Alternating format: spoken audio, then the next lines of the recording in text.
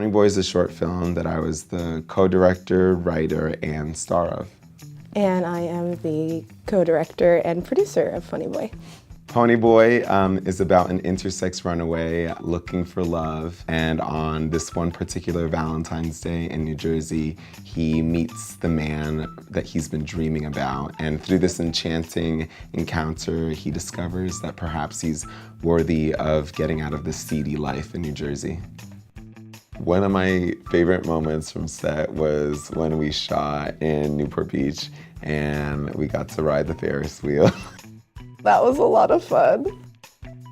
I knew that this would be a difficult film to make because it was the first time I was coming out as being intersex. We're best friends, but I actually didn't know he was intersex until about 2 years into our friendship. I had no idea and never had heard of it before and never knew of his journey or the intersex community or what they've been going through at all. It wasn't until writing the movie that I even knew that there was a community, an intersex community that existed. It's made to seem like there's only 2 genders, and all the while 1.7% of the population is intersex. There are as many intersex people as there are people with red hair and green eyes. Across the world, people are having unnecessary medical surgeries.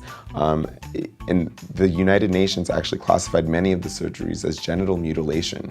People's lives are at stake. And so it made me realize that the medical system needs to radically change. We don't need to keep forcing kids to choose because medically they don't have to do these surgeries. They literally don't have to choose.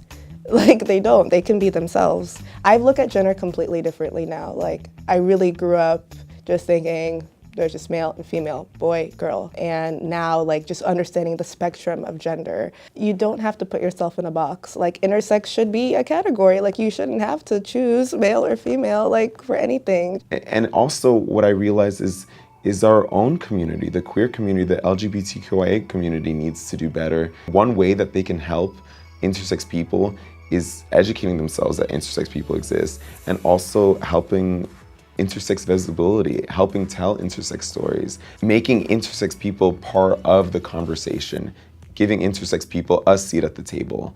Because you'd be surprised, like, how many queer people don't know that intersex people exist, or the ones that do. Or the ones that do. Right. Or the ones, think that the I is too much, or want to say LGBTQ+, and it's just like, you don't recognize how just removing that letter just kind of erases us. So yeah, I learned that that the system in general needs to change, and also, you know, our queer brothers and sisters also need to help make that change. Stephen Fry and Emma Thompson's involvement in the film made us realize that this isn't just a queer cause for the queer community. This is a human cause, and this should be a mainstream conversation that we all should be having. Their role wasn't just pivotal in the actual production of making the film happen, it was pivotal in us realizing we're doing something really significant to culture. Yes, this was, you know, the first narrative intersex film made by an intersex person, but at the same time, it's also a human story.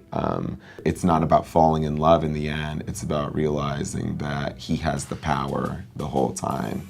He don't need no man. But it's also nice to have a man. Yeah.